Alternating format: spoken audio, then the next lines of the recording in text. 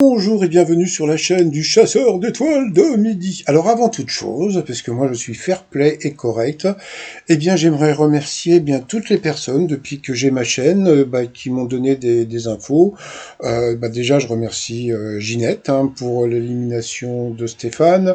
Je remercie aussi Popol, je remercie aussi Sullivan, je remercie aussi Nicolas, je remercie aussi Philippe, je remercie, oh là là, il y a plein de noms, mais il y a plein, je m'excuse si il y a des noms que j'oublie, mais franchement, je remercie vraiment toutes les personnes qui m'ont donné les infos, et malgré ce que certaines personnes pensent, je ne vais pas devant, devant les studios pour essayer de glaner des infos, c'est les gens qui m'envoient les infos par internet, donc franchement, je remercie tout le monde, parce que j'ai été le premier à vous annoncer comment dire, l'élimination de beaucoup de maîtres de midi, que ce soit depuis Tata Véro, Paul, Eric, etc., etc. C'est vrai que des fois sur les étoiles, je suis pas vraiment au point, mais c'est pas très important, donc voilà.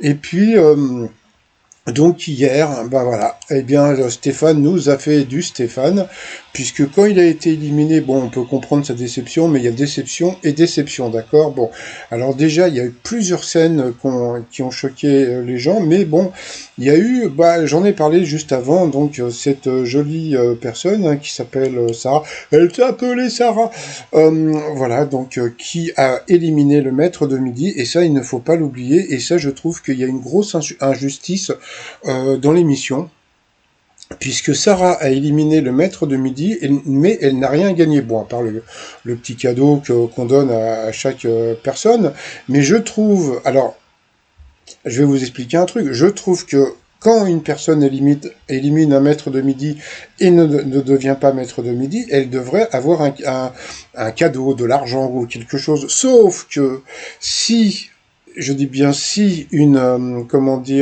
personne éliminait comme ça le maître de midi, eh bien beaucoup plus de personnes prendraient le maître de midi en duel et il y aurait plus de chances qu'il soit éliminé. Donc c'est pour ça que il y a peut-être pas de cadeau, mais je trouve que vraiment c'est injuste parce que elle a éliminé le maître de midi, c'est elle qui devrait avoir les lauriers et non. Donc c'est pas grave. Et puis il y a eu une interview puisque bon comme je vous l'ai dit hier, donc les journaux télé étaient au courant de l'élimination de Stéphane, et puis donc dans Télé Loisirs, donc bon, il faut savoir aussi citer les noms du journal et tout.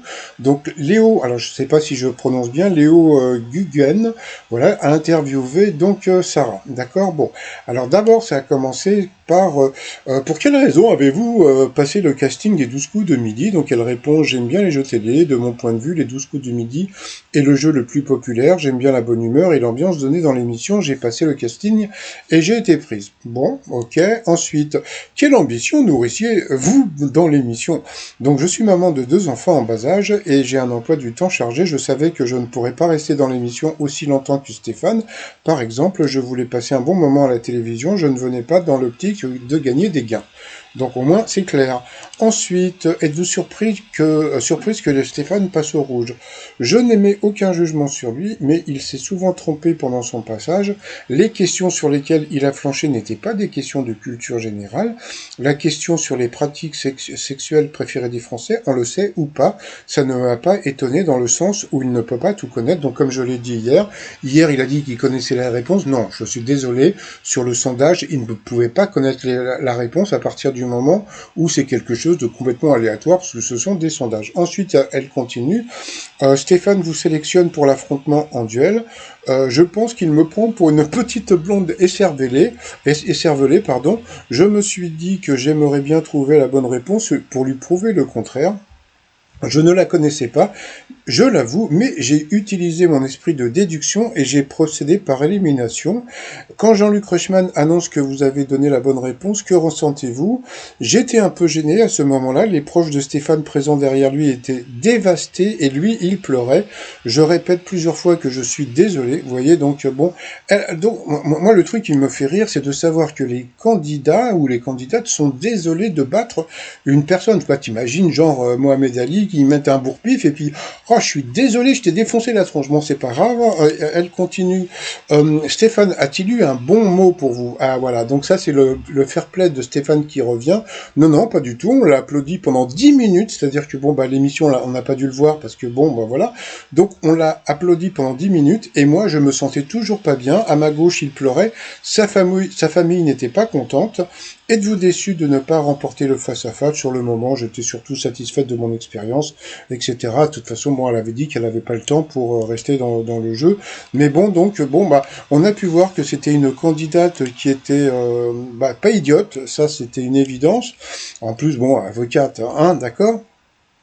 Mais par contre, bon, bah, je suis désolé pour les fans de Stéphane.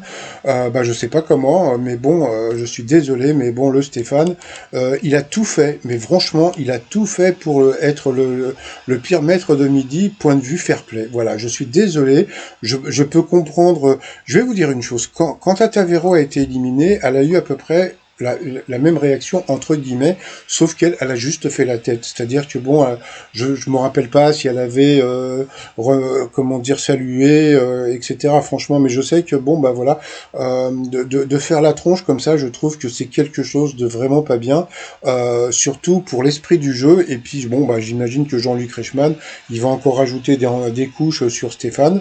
Je pense que comme je l'ai déjà dit, Stéphane, il avait de la culture, il aurait très bien pu être un très grand maître de midi, je veux dire moralement, et je crois que il a fait la bêtise de ne pas vouloir, comment dire, être fair play, et ça franchement je trouve que c'est vraiment pas bien du tout. Bon, allez, je vous dis à plus tard, bye bye.